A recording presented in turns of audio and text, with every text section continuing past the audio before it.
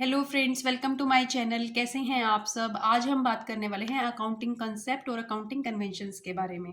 तो जो accounting concept है वो एक सेट ऑफ रूल हैं जो कि हम अकाउंटिंग प्रोसेस में फॉलो करते हैं, और इन कंसेप्ट को हम अकाउंटिंग प्रोसेस की फाउंडेशन भी मानते हैं। ये रूल हमें क्यों फॉलो करने चाहिए? देखिए, जब हम अकाउंटिंग करते हैं, अगर हम किसी स्पेसिफिक रूल को फॉलो करेंगे, तभी वो सभी इंसान, मतलब जो भी लोग अकाउंटिंग को एनालाइज करेंगे, हमारे अकाउंट्स को देखेंगे, उनके लिए उसका मीनिंग सेम रहेगा। तो इसीलिए हमें ये रूल्स फॉलो करने होते हैं, और ये हमें गाइड करते हैं कि हमें अकाउंटिंग में रिकॉर्डिंग कैसे करनी है और हमें रिपोर्ट कैसे करना है। तो ये हमें गाइडेंस भी देते हैं। As per accounting standard one, तीन मेन अकाउंटिंग कंसेप्ट हैं। वो है going concern concept, accrual concept और कंसिस्टेंसी। इन तीनों को तो हमें पक्का ही फॉलो करना होता है। इसके अलावा भी बहुत सारे हैं: business entity, cost concept, accounting period, revenue recognition, matching, objectivity. ये बाकी सारे कंसेप्ट हैं, but as per accounting standard one तीन है। तो हम इनका ब्रीफ में मीनिंग बता देते हैं। गोइंग कंसर्न कंसेप्ट का मतलब ये है कि हम ये मान के चलते हैं हमारा बिजनेस लंबे टाइम तक चलेगा, और हम अपनी जो फिक्स्ड एसेट हैं उनको बहुत लंबे टाइम के लिए यूज़ करने के लिए लेके आते हैं, इतनी बड़ी इन्वेस्टमेंट करते हैं, और इसीलिए जो इन्वेस्टर्स हैं वो हमारे बिजनेस में इन्वेस्ट करने का सोच सकते हैं। और हम फिक्स्ड एसेट को उनकी ओरिजिनल कॉस्ट पे भी इसीलिए रिकॉर्ड करते हैं, क्योंकि हम ये मानते हैं कि हमारा बिजनेस बहुत लंबे टाइम तक चलेगा। ठीक है। तो ये रहा गोइंग कंसर्न। नेक्स्ट है कंसिस्टेंसी।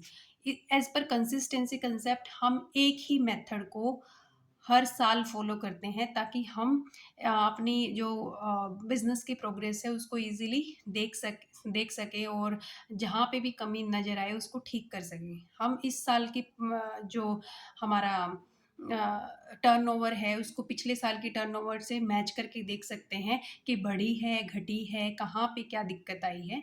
तो हम एक ही मेथड को फॉलो करते हैं। बट ऐसा नहीं है कि हम हमेशा एक ही मेथड फॉलो करते रहेंगे, हम चेंज भी कर सकते हैं, क्योंकि हमारे अकाउंटिंग कंसेप्ट है वो फ्लेक्सिबल है। पर वो हमें देखना पड़ेगा कि बिजनेस एनवायरनमेंट के हिसाब से, या जो हमारी कंडीशन है, सिचुएशन है, उसके हिसाब से ये ठीक है भी या नहीं, इसको चेंज करना।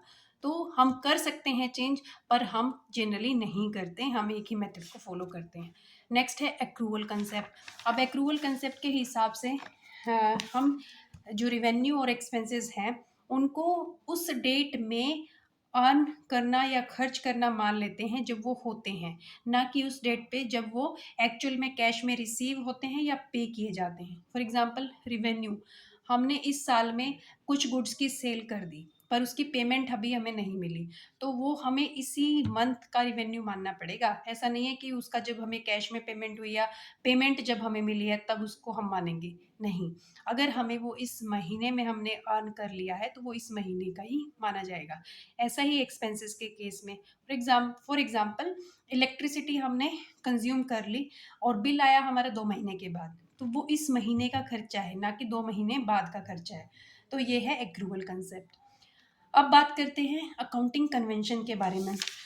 तो जो अकाउंटिंग कन्वेंशन है वो कुछ कस्टम और जनरली एक्सेप्टेड प्रैक्टिसेस होती हैं जो कि हम अपने बिजनेस में फॉलो करते हैं। ये भी एक तरह की गाइडलाइंस हैं, पर ये यूजेस के बेसिस पे बनती है। ऐसा नहीं है कि ये रूल है और सभी को उसी हिसाब से फॉलो करना पड़ेगा। इसमें पर्सनल जजमेंट का भी बहुत बड़ा रोल रहता है, क्योंकि हर इंसान इसको अपने तरीके से यूज़ कर सकता है, और ये अकाउंटिंग कंसेप्ट जितने इम्पोर्टेंट नहीं है। ठीक है। और यूनिफॉर्मिटी नहीं रहती, कंसेप्ट में यूनिफॉर्मिटी होती है, इसीलिए वो सबके लिए सेम मीनिंग रखते हैं, बट अकाउंटिंग कन्वेंशंस यूनिफॉर्मिटी को फॉलो नहीं करते। ये मेनली तीन है: convention of full disclosure, convention of materiality and convention of conservatism. अब जो फुल डिस्क्लोजर है, इसके हिसाब से हमें हर एक बात को डिस्क्लोज करना होता है अपने अकाउंट्स में, जो कि इकोनॉमिक अफेयर से रिलेटेड होता है। ठीक है? तो इसमें हम अगर किसी कोई चीज़ अभी हमारी ट्रांज़ैक्शन पूरी नहीं हुई या फिर कोई ऐसा चीज़ है जो अभी बीच में अटकी हुई है, जैसे कि कोई कोर्ट केस है, अभी वो क्लियर नहीं हुआ है, बट वो हमारे फ़ेवर में भी जा सकता है और अगेंस्ट भी जा सकता है। तो हम उसको फुटनोट्स में डाल देंगे, क्योंकि वो एक बहुत बड़ी अमाउंट से रिलेटेड है, ठीक है? तो इसमें फुल डिस्क्लोज़र में कि हमें ए टू जेड चीज़ें बतानी होती हैं, जो कि हमारे इन्वेस्टर्स के लिए इम्पोर्टेंट हैं। जैसे मार्केट वैल्यू इन्वेस्टमेंट की हम फुटनोट्स में दिखा सकते हैं। अगर हम method of valuation of stock change करना चाहते हैं, तो उसको भी हम नीचे शो कर देंगे कि हम ये चेंज करने वाले हैं, ठीक है? तो ये है फुल डिस्क्लोजर, हमें कुछ भी छुपाना नहीं चाहिए। नेक्स्ट है कन्वेंशन ऑफ मटेरियलिटी। अब ये कन्वेंशन ऑफ फुल डिस्क्लोजर का अपोजिट है, उसके एक्सेप्शन है। वो बोलता है कि सारी चीज़ें डिस्क्लोज करनी चाहिए, लेकिन कन्वेंशन ऑफ मटेरियलिटी बोलता है कि हमें सिर्फ मटेरियल चीज़ों को ही डिस्क्लोज करना चाहिए। फॉर एग्जाम्पल, अगर एक बहुत बड़ा बिजनेस है जैसे कि रिलायंस है, टाटा है, अब उनके लिए 500 रुपये की चीज़ कोई इतना बड़ा इफेक्ट नहीं डालेगी। मान लो 500 रुपये की चीज़ आपने रिकॉर्ड नहीं करवाई या भूल गए, तो वो इतनी ज़्यादा इम्पोर्टेंट नहीं है इतने बड़े बिजनेस के लिए। बट एक मोची के लिए, मोची कह लो या फिर एक जूस वाला कह लो, या बहुत छोटे लेवल पे कोई काम कर रहा है, उसके लिए 500 रुपये बहुत बड़ी अमाउंट हो जाती है। अगर वो उस चीज़ को रिकॉर्ड नहीं करेगा या उसका वो गुम हो गई, कुछ हो गया, तो उसके लिए वो बहुत बड़ा इफेक्ट डालेगा, ठीक है? तो ये डिसाइड करना होता है कि हमारे बिज़नेस के लिए कौन-सी चीज़ें मटेरियल हैं और कौन-सी इमैटेरियल हैं। तो हमें हमेशा मटेरियलिस्टिक चीज़ों को रिकॉर्ड ज़रूर करना चाहिए और इमैटेरियल चीज़ों को हमें रिकॉर्ड नहीं करना चाहिए। क्योंकि ऐसे तो अकाउंट्स भर जाएँगे इतने सारे, उसमें तो बहुत मतलब इतनी ज़्यादा जगह वो ले लेंगे कि हम अ, आसानी से वो चेक ही नहीं कर पाएँगे, ऑडिट कैसे करेंगे बड़े-बड़े बिज़नेसेस की। तो इसीलिए ये है कन्वेंशन ऑफ मटेरियलिटी। नेक्स्ट है कन्वेंशन ऑफ कंजर्वेटिज्म। ये बहुत इंपॉर्टेंट है और इसको कन्वेंशन ऑफ प्रूडेंस भी बोलते हैं। इसके हिसाब से हम एक्सपेक्टेड लॉसेस या एक्सपेंसेस को तो रिकॉर्ड करते हैं, बट एक्सपेक्टेड इनकम को हम रिकॉर्ड नहीं करते। इसका मतलब है कि प्लेइंग सेफ, हमें हमेशा सेफली बिजनेस में चलना चाहिए।